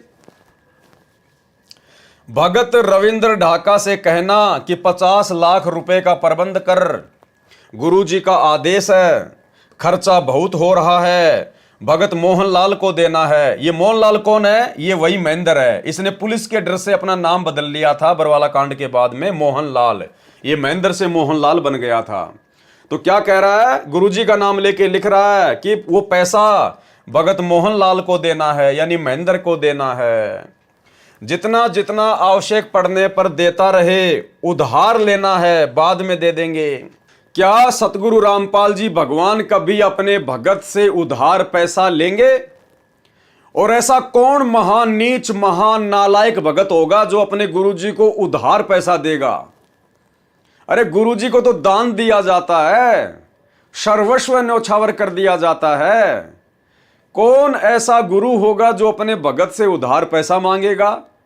और मान लो गुरु ने मांग लिया, उसकी परीक्षा हो सकती है, तो कौन ऐसा महानीच भगत होगा जो उधार पैसा अपने गुरुजी को देगा और फिर वापस लेने की उम्मीद रखेगा? तो भाई और बहनों, ये शब्द सतगुरु रामपाल जी भगवान के नहीं है। आपने किसी भी सत्संग में नहीं सुना होगा। हमेशा परमात्मा यही कहते हैं कि इस दास ने किसी से एक नए रुपए की कभी डिमांड नहीं करी। कभी भी एक नए पैसे की डिमांड इस दास ने नहीं की, और ना कभी किसी की कोई पर्ची काटी। सुनिए छोटा सा सत्संग। कहते नट पेरना कांदर सासी मांग्या कर बठियारे, अर्जुन की लो लगे सतपुरुष ते वो तो मोती देवे उदारे, टूका कारण फिरे कुकरा 70 घर फिर आवे, ये तो लक्षण नहीं संत के क्यों बाणा वृद्ध लजावे। अपनात्मा इस दास ने सन 1994 से आदेश हुआ था पूज्य गुरुदेव का दीक्षा देने का। 94 और 95 के मई तक तो दास सर्विस भी करता रहा, सैटरडे संडे को सेवा भी करता रहा, सब खर्चा अपनी जेब से आप ही करता था। फिर परमात्मा की दया से इतना सेवा बढ़ गई, नौकरी भी त्यागनी पड़ी। दास जूनियर इंजीनियर की नौकरी करता था। उससे लेकर आज तक एक नया पैसा किसी से नहीं कहा दान दे दे या कोई पर्ची काटी हो। और आप देख रहे हो भगवान के दरबार में क्यों परमात्मा इतना देता है अपनी प्यारी आत्माओं को। और फिर उमंग भरता है, करे कराव साइया मन में लहर उठा, दादू से दरजीव के आप बगल हो जा। तो यहाँ देख लो कि कैसा मालिक की दया है, सब तरह की व्यवस्था है, और आज तक एक ना पैसा नहीं मांगा दास ने। तो कहते हैं जो मांगे सो बड़ुआ कहिए, दर दर फिरे अज्ञानी, और जोगी जोग संपूर्ण जिसका मांगना पीवे पानी। तो ये कहते हैं गरीबदास साहिब जी कह रहे हैं कि उत्तर पश्चिम पूर्व पश्चिम उत्तर दक्षिण ये फिरदा दाने दाने नू, और सर्व कला सतगुरु साहिब की हरियाए हरियाणे नू। गरीबदास कहते कबीर साहब आए भगवान हरियाणे नू, और तो मांगते फिर उधर धक्के खाते फिर उस भगवान को पहचानो। तो बताओ भाई और बहनों, अब वही परमात्मा एक भगत के आगे भिखारी बनेगा, एक भगत के सामने इस प्रकार से लाचारी पेश करेगा, और वो भी परम संत सतगुरु रामपाल जी भगवान जो पूरी सृष्टि को दे रहे हैं। तो देखिए भाई और बहनों, किस प्रकार से गुरुदेव भगवान की आड़ में और उनके भाई के द्वारा, कलयुगी भाई के द्वारा काल प्रेरणा से किस प्रकार के शब्द लिखे जा रहे हैं। ये हैं स्वतंत्र कर्म, ये स्वतंत्र कर्म है भाई और बहनों, ये भोगने पड़ेंगे, फिर आगे चलकर ये भोगने पड़ेंगे। हमने शिक्षा लेनी है, शिक्षा हमने केवल उतना ही करना जितना गुरुजी ने सत्संगों में बता दिया। उसके बाद भाई और बहनों आंखें और कान बंद कर लेने हैं, अपनी रोजी रोटी का धंधा ईमानदारी से, बाकी जितना गुरुजी ने सत्संग कर दिए वही आदेश फॉलो करते हुए अपनी भक्ति करनी है। ये ड्रामेबाजी वही करता है जो गुरु को मानुष मानता है, जो गुरु को अपने जैसा दो कोड़ी का जीव मानता है। अब ये महेंद्र दास कहां से संत रामपाल जी को परमात्मा मान लेगा, भगवान मान लेगा। अरे भैया, भाई भाई आपस में एक ही परिवार में रहते हैं, बचपन में भी रहते हैं, जवानी में भी रहते हैं, और छोटी छोटी बातों को लेकर, कभी जमीन को लेकर, कभी घर की औरतों को लेकर, छोटी छोटी बातों को लेकर कासूनी भी हो जाती है, खेचातानी भी हो जाती है। ये तो घर घर की राम कहानी है। तो आगे चलकर वो महेंद्र कैसे संत रामपाल जी को परमात्मा मान लेगा, कबीर जी मान लेगा, कभी शौपन में नहीं मान सकता। तो गुरु को मानुष मानने के चलते स्वतंत्र कर्मों का दुरुपयोग करते हुए यहां पर इस प्रकार की बातें लिखी जा रही हैं। भगत रविंद्र ढाका से कहना कि 50 लाख रुपए का प्रबंध कर, गुरुजी का आदेश है, खर्चा बहुत हो रहा है, भगत मोहनलाल को देना है, जितना जितना आवश्यकता पड़ने पर देता रहे, उधार लेना है, बाद में दे देंगे उसको। नोट आगे क्या कहा गया, फिर महेंद्र के द्वारा रविंद्र ढाका को डराया गया है कि पैसे नहीं देगा तो फिर देख ले। नोट, रविंद्र ढाका क्या उत्तर देता है मुझे बताना। कोर्ट में पुस्तक बरवाला कांड की घटना बांटने के लिए सीमा जयपुर, रानी पानीपत और जो भी बहनें आश्रम में रहती थी वे सेवा कर सकती हैं। गुरुजी कभी भी अपनी शिष्या के लिए बहन शब्द का यूज नहीं करेंगे। गुरुजी बहने शब्द का यूज नहीं करेंगे, क्योंकि उन लड़कियों की उम्र 2014 बरवाला कांड के समय मात्र 20 या 25 साल की थी। तो गुरुजी उनके लिए बहने शब्द का प्रयोग नहीं करेंगे, बेटी शब्द का प्रयोग कर सकते हैं, बेटी शब्द का। तो भाई और बहनों, ये महेंद्र के द्वारा लिखा गया है सतगुरु रामपाल जी भगवान की आड़ में। रोहतक कोर्ट में भी बांट सकते हैं। संत रामपाल दास 25/7/2015 को ये लेटर निकाला गया। तो आपकी आंखों के सामने है भाई और बहनों। अब आगे चलते हैं पेज नंबर 50 के ऊपर। और क्या झूठे आरोप लगाए गए मीडिया के द्वारा, जो लेखक ने लिखा है। मिथ्या आरोप। संत रामपाल जी खुद को कभी हनुमान का अवतार बताते थे तो कभी कबीर का, खुद को जगत गुरु और भगवान बताते थे। तो लेखक जो भगत है वो क्या लिख रहा है, टिप्पणी। संत रामपाल जी के सत्संग की सैकड़ों वीडियो सीडी, ऑडियो कैसेट व ऑडियो सीडी बनी हुई हैं और भगत समाज में वितरित हो चुकी हैं, और 5-6 पुस्तकें भी छपी हुई हैं, वो भी भगत समाज में वितरित हो चुकी हैं। कोई भी व्यक्ति महाराज जी के मुख से कहा हुआ कि मैं भगवान हूँ, मैं जगत गुरु हूँ, या मैं स्वयंभू हूँ, या मैं कबीर साहिब का अवतार हूँ, या हनुमान का अवतार हूँ आदि प्रमाणित करे और समाज के सामने लाए तो जाने। अरे मेरे भाई, इतनी बड़ी बात लिखने की जरूरत क्या थी। सीधा सीधा कह देते भाई ठीक है, हनुमान जी के अवतार तो उन्होंने कभी नहीं कहा, बाकी भैया वो जगत गुरु हैं, वो स्वयंभू परमात्मा हैं, वो कबीर साहिब हैं, इसमें कोई संशय नहीं है, कोई मिलावट नहीं है। भले तुम ना मानो, लेकिन वो खुद भगवान है, परमात्मा है, स्वयंभू है तो हैं। इसने बोलना चाहिए था। लेकिन कह रहा नहीं, आप किसी भी पुस्तक में दिखा दो संत रामपाल जी ने कभी भी अपने आप को ये नहीं कहा, वो नहीं कहा। अरे भैया, वो कैसे कहेंगे? वो तो अपने आप को छुपाते हुए ये ज्ञान प्रचार कर रहे हैं। अगर सन 1994 में संत रामपाल जी कहने लग जाते कि मैं कबीर हूं, तो तुम भी नहीं मानते। जो आज तुम ये पुस्तक लिख रहे हो ना उनकी शरण में आके, तुम भी इस बात पे यकीन नहीं करते और उनके प्रवचन तक नहीं सुनते कि बड़ा घमंडी आदमी है, खुद को कबीर जी कहता है। तो भाई और बहनों, परमात्मा ने स्वयं कबीर होते हुए भी अपने आप को कबीर का दास बताकर आप और हम आत्माओं तक अपना ज्ञान पहुंचाने के लिए उन्होंने लीला की भूमिका की। तो भाई, इसमें डरने की क्या आवश्यकता थी? साफ साफ कह देता भैया हमारे गुरुजी भगवान है, परमात्मा है, इसमें क्या दिक्कत है? प्रमाणित करें और समाज के सामने लाएं तो जाने। महाराज जी अपने आप को जगत गुरु, मैं भगवान हूं आदि न बताकर अपने आप को कबीर साहब का कुत्ता बताने का तो अनेकों जगह प्रमाण है। अरे ये लिखने की क्या आवश्यकता थी भाई? लेकिन जैसे आरोप लगाए गए हैं ऐसा प्रमाण तो एक भी जगह नहीं मिलता। जगत गुरु का जो प्रकरण है वह महाराज जी स्वयं नहीं लिखते, अपितु उनके शिष्य अनुयायी अपने गुरुदेव के ज्ञान को देखते हुए जगत गुरु कहते हैं और कहते रहेंगे। वे इन्हें कौन भगत, वे इन्हें स्वयं कबीर साहिब आया हुआ मानते हैं और मानते रहेंगे। देखो भाई और बहनों, ये होता है केवल जुबान से कहना। 2006 करोथा कांड के बाद में आश्रम मैनेजमेंट लिख रहा है कि हम उनके भगत संत रामपाल जी को स्वयं कबीर साहिब आया हुआ मानते हैं और मानते रहेंगे। वे इन्हें स्वयं कबीर साहिब आया हुआ मानते हैं और मानते रहेंगे। लेकिन कहां माना तुम लोगों ने? अरे कहां माना? करनी तज कथनी कथ है, अज्ञानी दिन रात, कुत्ते जूं भौंकत फिरे, सुनी सुनाई बात है। अगर तुम भक्तों ने सतगुरु रामपाल जी को कबीर साहिब मान लिया होता तो तुम तो आज 2024 में भी मेरे भाई, अभी थोड़े दिन पहले जून के महीने में तुमने उस दाढ़ी मूंछ वाली कबीर जी की समझे जाने वाली नकली बनावटी कागज की फोटो का प्रकट दिवस मनाया है। तुम तो आज भी उस मुर्दा फोटो को कबीर साहिब मान रहे हो, ना कि जिंदा सतगुरु रामपाल जी भगवान को। तो लिखने को तो भाई कोई कुछ भी लिख दे। ये जितने भी नकली साधु संत महात्माओं के चेले हैं ये भी अपने गुरुजियों को भगवान ही मानते हैं, सतगुरुदेव भगवान, पता नहीं क्या क्या बोलते हैं, लेकिन वो कभी भी अपने गुरुजी को भगवान नहीं मानते और ना उनके गुरुजी भगवान हैं। लेकिन यहाँ तो सतगुरु रामपाल जी स्वयं कबीर साहिब हैं, इसमें कोई मीन मेख नहीं है। लेकिन यहाँ जिस प्रकार से इस भगत के द्वारा कहा जा रहा है, ये भगत आज भी अपने गुरुजी को कबीर साहिब नहीं मानता।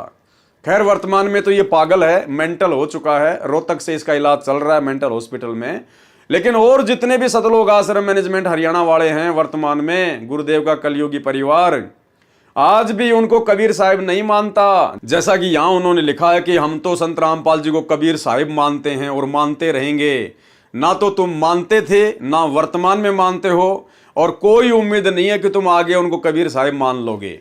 अगर मान लेते तो फिर वो कागज के टुकड़े कबीर जी की समझे जाने वाली दाढ़ी मूंछ वाली फोटो को अपने घर में नहीं रखते और ना तुम जून के महीने में उसका कबीर प्रकट दिवस मनाते।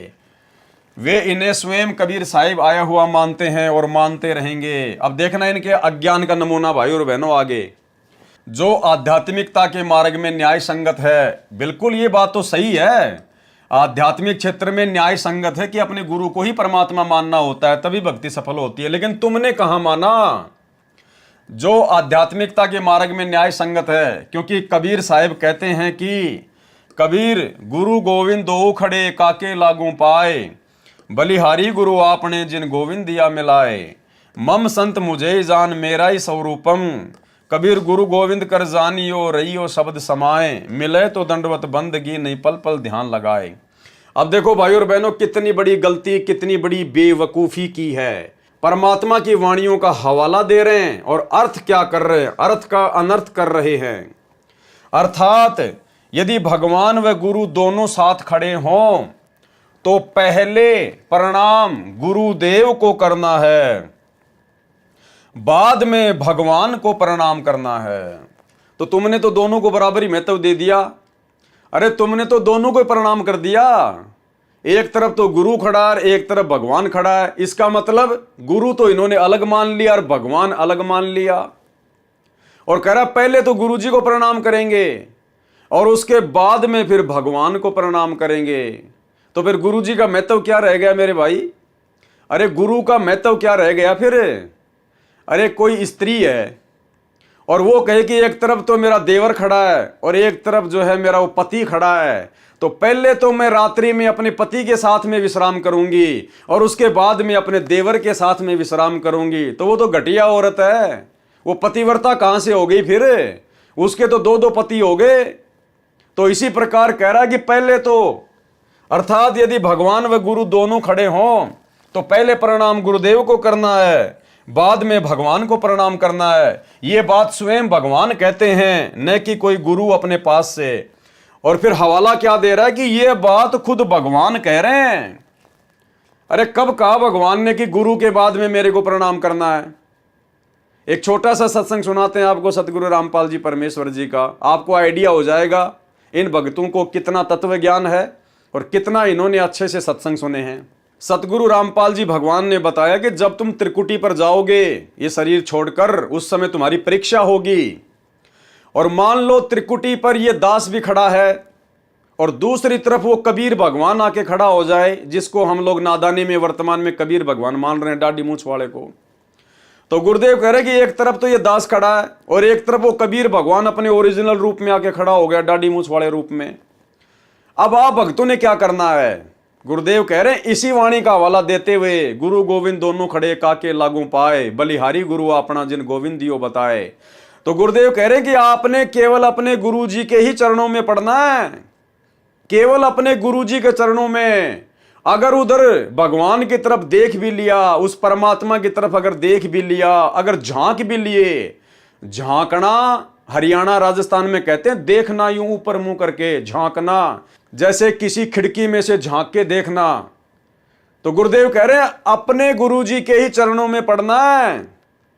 अगर तुमने उधर झांक भी लिया उस दाढ़ी मूंछ वाले कबीर जी की तरफ, और यदि तुमने उनको प्रणाम कर लिया, उसी समय रिजेक्ट हो जाओगे, रिजेक्ट।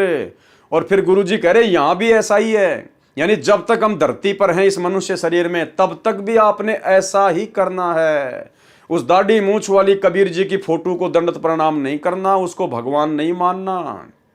अगर कोई कबीर भगवान तुम मानते हो गुरु जी के अलावा है, और वो भी अगर धरती पे आ जाए, उसकी तरफ देखना भी नहीं है, झांकना भी नहीं है, उसको प्रणाम करना तो बहुत दूर की बात है। तो सुनिए पहले ये छोटा सा सत्संग। गुरु और गोविंद दोनों खड़े, वहां मान लीजिए परमात्मा दोनों रूप बना के खड़ा हो जा, एक दास का रूप और दूसरा अपना ओरिजिनल रूप। तो कहते हैं वहां भी परीक्षा होगी, किसके लागू पाए? सबसे पहले कहते बलिहारी गुरु अपना जिन गोविंद दियो मिलाए। अपने गुरु जी के ही चरणों में गिरना, वहां पर परमात्मा की तरफ अगर झांक भी लिया उधर साथ होगी तो वो रिजेक्ट करेंगे आपको। यहां भी ऐसा ही होगा। तो वहां गुरु जी के ही चरणों में समर्पित होना है, तो भगवान प्रसन्न। तो भाई और बहनों, सत्संग आपने सुन लिया। परमात्मा ने स्पष्ट आदेश दे दिया हम भक्तों को कि अपने गुरु जी के अलावा अगर ओरिजिनल भी अगर वो कबीर जी आ जाए, अगर कोई है तो तुम्हारी नादानी में, तो भी तुमने उसकी तरफ झांकना भी नहीं है, देखना भी नहीं है, दंडवत करना तो बहुत दूर की बात है। अरे इसीलिए तो हम सत्सेवकों ने सतगुरु प्रेरणा से ज्ञान को आधार बनाकर उस फोटो को ही अपने घर से निकाल दिया। सब ने अपने अपने लॉकेट से उस फोटो को ही निकाल दिया, दाढ़ी मूंछ वाली कबीर जी वाली फोटो को। अपने घरों में जितनी भी फोटोएं थी वो फाड़ फाड़ के फेंक दी, आग के हवाले कर दी। दरबार साहिब में जितनी भी फोटोएं थी अपने गुरु जी के अलावा सारी फोटोएं फाड़ के फेंक दी। हमने तो सोशल मीडिया पर फाड़ फाड़ के हजारों वीडियो बनाए भाई, हजारों वीडियो। हमारे ऊपर तो उसको लेकर मुकदमे भी हुए हैं। तो नाम बता रहा है कि ये बात स्वयं भगवान कह रहे हैं कि पहले तो अपने गुरु जी को प्रणाम करना, उसके बाद में फिर भगवान को प्रणाम करना। अब बताओ, इन्होंने तो ज्ञान का गोबर कर दिया। अब भाई और बहनों, अगर इनकी बातों को अगर महत्व दिया जाए, अगर इस भगत की बात को सत्य मान लिया जाए, तो हम तो त्रिकुटी पर फेल हो जाएंगे। क्योंकि गुरुजी तो मना कर रहे हैं कि अपने गुरुजी के अलावा उस कबीर भगवान को भी प्रणाम नहीं करना, और ये भगत कह रहा है कि आपने अपने गुरुजी के बाद में फिर उस कबीर जी को भी प्रणाम करना है। तो हम तो मार खा जाएंगे। तो ये है स्वतंत्र कर्म। ये पुस्तक लिखना इस भगत का स्वतंत्र कर्म है, कोई गुरुजी का आदेश नहीं। गुरुजी को सलाह दी गई होगी रोहतक जेल में जब मिलने जाया करते होंगे तो गुरुजी को सलाह दी गई होगी, जो सलाह उन्होंने करोथा आश्रम के समय दी थी करोथा आश्रम बनाने के लिए, ऐसे इन्होंने गुरुजी को सलाह दी, उनसे प्रार्थना की गई होगी कि हम एक पुस्तक लिखना चाहते हैं। तो परमात्मा का तो काल के साथ एग्रीमेंट है भैया, वो तो चाहे तुम गोबर खाओगे, अगर गोबर खाने के लिए भी अगर तुम प्रार्थना करोगे तो गुरुजी मना नहीं करेगा। गुरुजी ये कहे अगर बहुत अच्छी बात है यार, गोबर तो बहुत मीठा होता होगा, खा ले, गुरुजी मना नहीं करेंगे। गुरुजी ने ज्ञान दे दिया, अब आपने जो करना है वो करो, आपके कर्म आपके साथ में। तो भाई और बहनों, ये पुस्तक का लिखना स्वतंत्र कर्म है, और स्वतंत्र कर्मों के तहत अगर इस भगत की बात को मान लिया जाए तो भगत का तो सत्यानाश हो जाएगा, भगत तो त्रिकुटी पर फैल हो जाएगा, उसके तो जीवन का नाश हो जाएगा। तो देखो काल ने कितनी बड़ी गलती यहां करवा दी इस पुस्तक के माध्यम से। तो भाई और बहनों, हमने केवल अपने गुरुदेव के सत्संगों की माननी है। अब देख लीजिए बड़े बड़े भगत, अब जिसने ये करोथा कांड का रहस्य नामक पुस्तक लिखी है, अब संगत की नजरों में तो बहुत बड़ा हीरो होगा, बहुत बड़ा भगत होगा। अब ये भगत तो संगत की ऐसी तैसी कर देगा, अगर इसकी बात को अगर महत्व दे दिया जाए तो ये तो मरवा देगा भक्तों को, काल के हत्थे चढ़वा देगा। तो भाई और बहनों, हमने शिक्षा लेनी है, शिक्षा। ये वीडियो सात संगति के माध्यम से सतगुरु रामपाल जी भगवान अपनी विशेष रजा बख्श के बनवा रहे हैं। ये बड़ी बड़ी बातें, बड़ी बड़ी भक्तों की गलतियां आप लोगों के सामने निकल के आ रही हैं। किस लिए? ताकि हम सावधान हो जाएं, अब आगे हम वो गलतियां करने से बचें जो गलती हमसे पहले हमारे गुरु भाई बहन कर चुके हैं, जिसकी सजा वो खुद भी भोग चुके हैं और परमात्मा को भी उन्होंने दुखी किया। तो हमने शिक्षा लेनी है, शिक्षा, गलतियां करने से बचना है। पेज नंबर 57, करोथा कांड का रहस्य। बंदी छोड़ भक्ति मुक्ति ट्रस्ट व इससे जुड़े लाखों श्रद्धालु सच्चाई को दबाने के लिए ईर्ष्यावश रचे गए इस गंभीर षड्यंत्र की घोर निंदा करते हैं तथा दोषी व्यक्तियों के खिलाफ सभी प्रकार की कानूनी कार्रवाई करवाने तथा करोथा कांड की सीबीआई जांच से जांच करवाने का संकल्प करते हैं।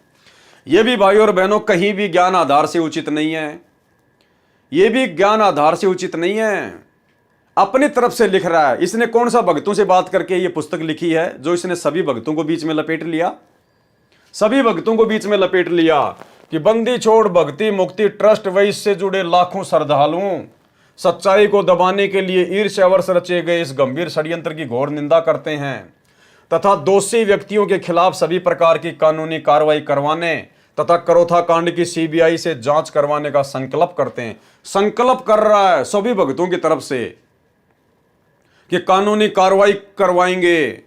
क्यों भाई, नित्य नियम नहीं पढ़ते क्या तुम लोग? अरे ये तो काल का लोक है भैया, या तो रोज तुम्हारे ऊपर मुकदमे करेंगे लोग, रोज तुम्हें मारेंगे पीटेंगे गालियां देंगे, तो क्या तुम रोजाना थाने में जाके बैठोगे? आज किसी ने तुम्हारे साथ में शरारत कर दी, कल को दूसरा करेगा, परसों तीसरा करेगा, तो रोजाना थानों में चक्कर काटोगे क्या? क्या कह रहे हैं गुरुदेव भगवान नित्य नियम में? जो तोकू काटा बोवे वाको बोतु फूल, और तोए फूल के फूल है वाको है त्रिशूल। तो इन्होंने तो मान लीजिए हम भक्तों के साथ में करोथा कांड के माध्यम से इस प्रकार की घटना को जन्म दे दिया, लेकिन हम भक्तों के लिए क्या आदेश है गुरुदेव का? जो तोकू काटा बोवे उसको बोतु फूल। हमने उसके साथ में वैसा ही व्यवहार नहीं करना है। ईंट का जवाब पत्थर से नहीं देना है, फूल का जवाब लकड़ी से नहीं देना है। गुरुदेव क्या आदेश दे रहे हैं, परमात्मा का क्या विधान बता रहे हैं? जो तोकू काटा बोवे वाको बोतु फूल। तो आप तो भाई साहब कानूनी कार्रवाई कर रहे हो, आप तो उनके खिलाफ मुकदमे करवाने की सोच रहे हो। तो लगता है आप जी नित्य नियम नहीं पढ़ते, और पढ़ते हैं तो वाणियों पे ध्यान नहीं देते। ये भक्तों के काम नहीं है, ये संतों के काम नहीं होते हैं। अरे संतों को तो अपने गुरु पे विश्वास करके मर्यादा में रह के भक्ति करनी होती है, उसके बाद दुनिया तुम्हारा क्या बिगाड़ देगी? अरे परमात्मा ने कहा कि जब तक हंसा मेरी आना काल लगे ना तेरा बाणा।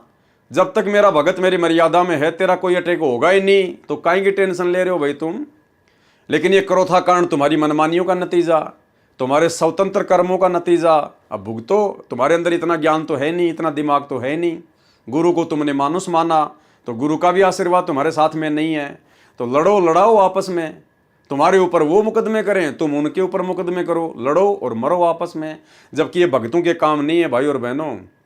हमने हर स्थिति में अपने गुरुदेव भगवान पर विश्वास रखना है, हमारे गुरुदेव के साथ में सन 1994 से 2014 बरवाला कांड तक और उसके बाद बरवाला कांड से लेकर वर्तमान 2024 तक शुरुआत में जेल में ना जाने कितने लोगों ने कैसी कैसी बदतमीजियां की हैं।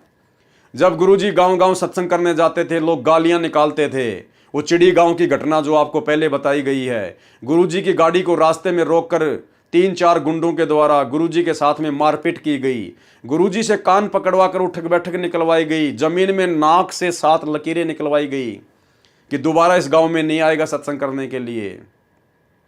उसके बावजूद भी गुरुदेव भगवान ने अपनी तरफ से कोई मुकदमा नहीं किया किसी के ऊपर। किसके ऊपर करें भाई? ये सभी तो परमात्मा के बच्चे हैं। क्या बाप अपने बच्चों के ऊपर मुकदमा करेगा? और अब हमें समझ में आ गया कि भले उन्होंने उपदेश नहीं ले रखा है, जगत वाले हैं, लेकिन है तो हमारे भाई बंधु। हम सभी एक परमात्मा के बच्चे हैं, सतलोक से आए हुए हैं। वो नादान है, काल की भांग पी रखी है, तो क्या हम ईंट का जवाब पत्थर से देंगे? क्या हम उनके साथ में लड़ाई झगड़ा करेंगे? फिर हमारे में और उनमें क्या अंतर हो गया? अरे फिर वो जगत वाले में और हम भक्तों में क्या अंतर हुआ फिर? अरे फिर उनके ऊपर प्रभाव कैसे होगा हमारे व्यवहार का, हमारे आचरण का, अगर हम लोग जैसे का तैसा ही जवाब देंगे तो ये परमेश्वर के विधान के खिलाफ है। आपके ऊपर यदि नाजायज किसी ने मुकदमा किया है, आपको परेशान कर रहा है, तो भाई आपने अपने गुरुदेव पर विश्वास रखना है। आपने अपनी भक्ति करनी है, अपने गुरुदेव से अरदास करनी है, विनती करनी है। करने दो, जिसने मुकदमा करना है वो करने दो, करने दो। क्या बिगाड़ लेगा हमारा? हमारे साथ में समर्थ है, अगर विश्वास है तो कुछ नहीं दाल गलेगी उसकी, कुछ भी दाल नहीं गलेगी। तो हम भक्तों ने शिक्षा लेनी है। भले चाहे हमें कोई कितना ही दुखी करे, कोई कितना ही परेशान करे, मारे पीटे, कुछ भी करे, आप और हमने भाई और बहनों उफ तक जवाब नहीं देना है। उसके कर्म उसके साथ में है, हमारी भक्ति हमारे साथ में है। देखने वाला और अंत में फैसला करने वाला समर्थ जज, पूरी सृष्टि का जज सतगुरु रामपाल जी भगवान है और हम उस जज के बेटा बेटी हैं, हम उनकी शरण में हैं। फिर काई की दिक्कत है, काई की प्रॉब्लम है? तो भाई और बहनों, हमने ये गलतियां नहीं करनी है भूल कर भी। अगर आपने ये गलती कर दी, उल्टा मुकदमा कर दिया कोर्ट कचहरी में, तो भाई और बहनों ध्यान रखना, उसी समय आपकी मर्यादा टूटेगी और आपका भक्ति में बिल्कुल भी मन नहीं लगेगा। फिर आप भी उसके साथ में कचहरियों में चक्कर काटते रहना, वकीलों को फीस के नाम पे पैसे देते रहना, लुटते रहना, अपना समय बर्बाद करते रहना। आपका मन फिर भक्ति में नहीं लगेगा, बिल्कुल भी नहीं लगेगा। क्योंकि पहली बात तो आपने ईंट का जवाब पत्थर से देकर, जिसने कांटा बोया उसको वापस कांटा बोकर आपने गुरुजी की वाणी तोड़ दी, मर्यादा तोड़ दी, तो गुरुजी का आशीर्वाद हट गया, नाम से हमारा कनेक्शन टूट गया। और फिर क्या है बाद में? फिर तो काल प्रेरणा है, फिर तो परेशानियां फिर भुगतते रहो। अंत में दुखी होकर भक्ति छोड़ दो कि गुरुजी कोई लाभ ही नहीं दे रहे। तो ये गलती भाई और बहनों, हम सत्सेवक भाई बहनों ने अपने जीवन में बिल्कुल भी नहीं करनी है। चाहे कोई हमारे ऊपर चाहे 50 मुकदमे करे, चाहे 100 मुकदमे करे, हमने बिल्कुल भी जवाब नहीं देना है। हमने अपने परमात्मा को प्रसन्न करना है, हर स्थिति में अपने गुरुजी के आगे रोना है, विनती करनी है। बाकी काम गुरुदेव भगवान का है। अभी हम बस इतना ही कह सकते हैं कि जितने भी आरोप संत रामपाल जी महाराज वे सतलोक आश्रम पर लगाए गए हैं, वे सब झूठे हैं। अभी हमारे सामने इतनी विषम परिस्थितियां उत्पन्न कर दी गई हैं कि पूरी सच्चाई को समाज के समक्ष प्रस्तुत करने में अभी समय लगेगा, लेकिन जल्दी ही उन्हें प्रमाण सहित समाज के सामने लाया जाएगा। क्योंकि 100 दिन बुराई के होते हैं तो एक दिन सच्चाई का भी होता है। इस सच्चाई को तो एक दिन सामने आना ही है। देखना यह कि आज का शिक्षित, विवेकी और सही गलत की समझ रखने वाला सभ्य समाज इसे कितनी जल्दी समझ पाता है। अरे कहाँ समझेगा भाई, जब तुम्हारे खुद के भगत भाई बहन बरवाला कांड की सच्चाई को नहीं समझ पा रहे, सात संगतियों के माध्यम से इतने अच्छे से वीडियो बना बना के गुरुजी के सत्संगों से प्रमाणित कर करके बताए जा रहे हैं, जब तुम्हारे खुद के भगत भाई बहन तुम्हारी सच्चाई नहीं समझ रहे, तो बताओ आम समाज कहाँ से समझ जाएगा बेचारा। संत रामपाल जी महाराज पर प्रशासन ने झूठे केस बनाए हैं, क्योंकि मिथ्या आरोप के आधार पर प्रशासन को संत जी को फंसाने का मुद्दा नहीं मिला। आश्रम की जमीन की रजिस्ट्री 420 का मुकदमा। वास्तविकता तो यह है कि जमीन वाले ने अपनी बहन के स्थान पर अपनी बुआ जी का अंगूठा व फोटो लगा दिया। कौन सी जमीन का मुकदमा भाई और बहनों? वही जमीन जब 2003 में संत रामपाल जी सत्संग करने के लिए महाराष्ट्र के पूना शहर में गए हुए थे महीने भर के लिए, और पीछे से स्वतंत्र कर्मों का नाजायज फायदा उठाते हुए, मनमानी करते हुए सतलोक आश्रम करोथा ने, गुरुदेव के भाई ने और अन्य विशेष सेवादारों ने एक भगत के आग्रह पर 1 एकड़ जमीन दान में ले ली, बिना गुरुजी की आज्ञा लिए, बिना गुरुजी से विचार विमर्श किए। जमीन दान देने वाला भी दोषी हुआ और जमीन लेने वाले सतलोक आश्रम क्रोथा वाले भी दोषी हुए। और भाई और बहनों, वो मनमाना आचरण था, स्वतंत्र कर्मों का दुरुपयोग था।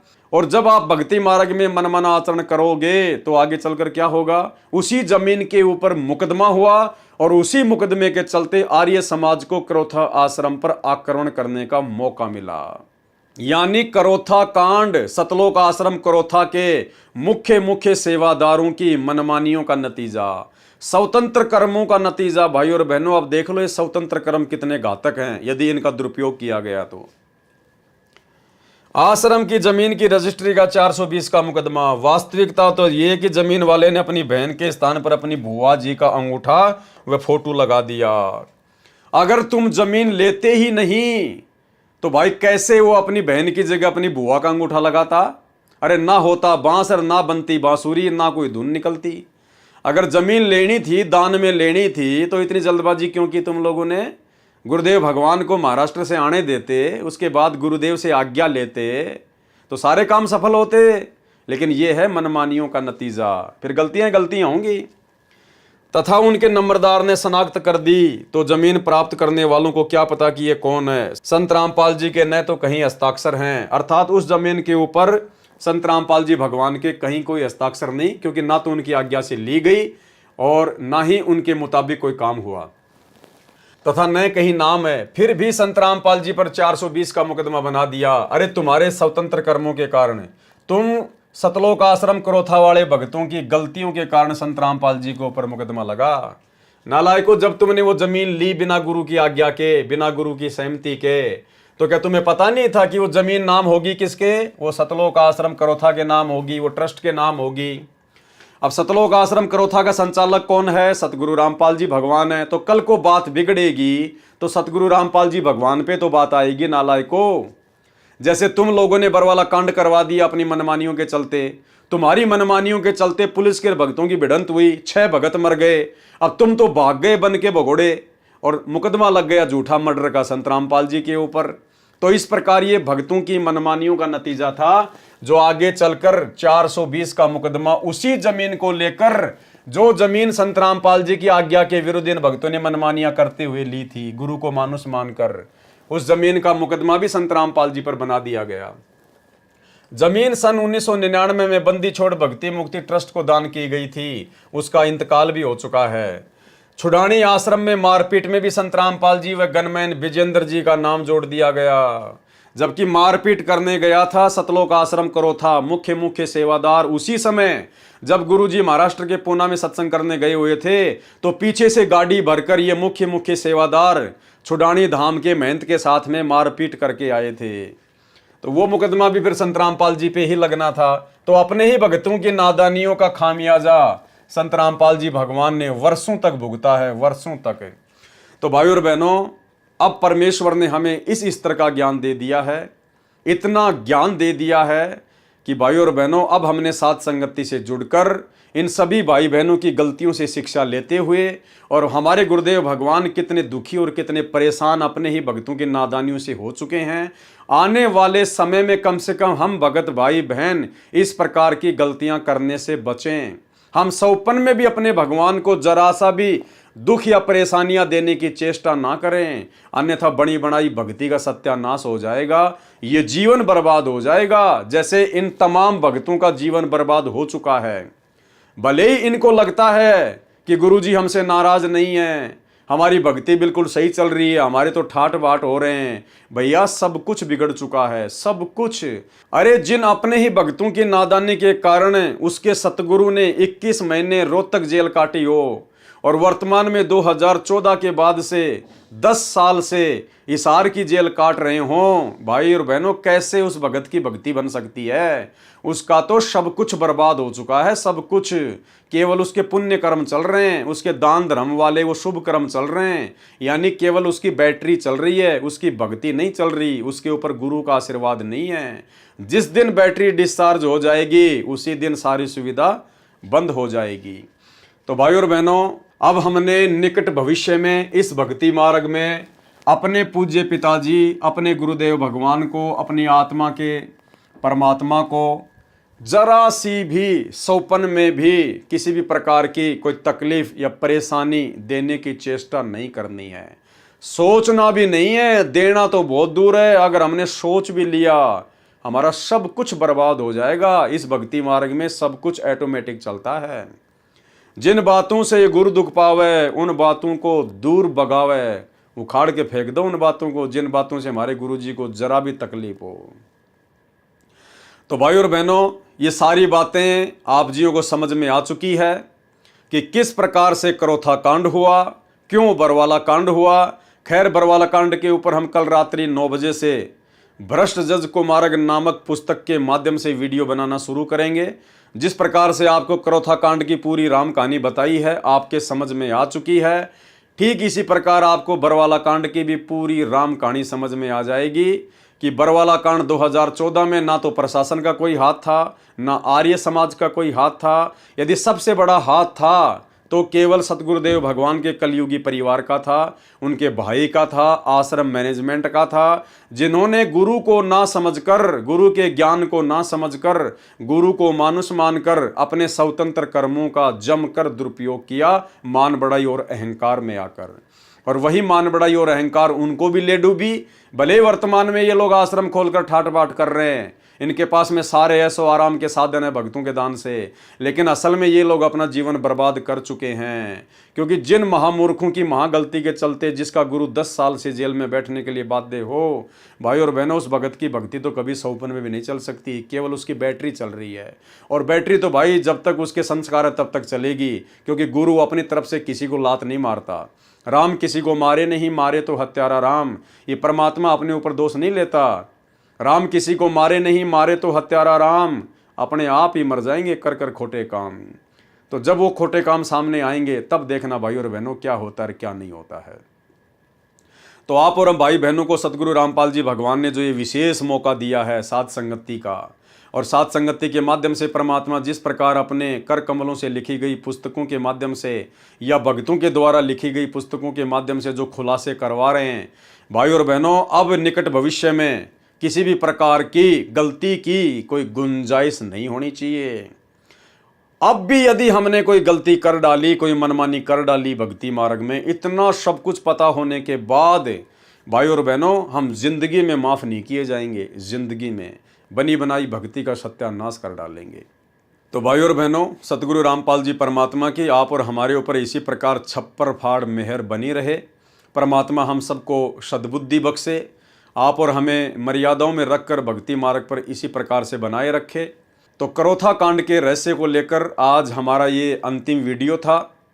इसके बाद में कल रात्रि 9 बजे से हम बरवाला कांड के ऊपर वीडियो बनाना शुरू करेंगे। सभी भाई बहन रात्रि 9 बजे Facebook page Pawan Das is live पर जुड़िए। और भाई और बहनों, निकट भविष्य में गलती करने से बचिए।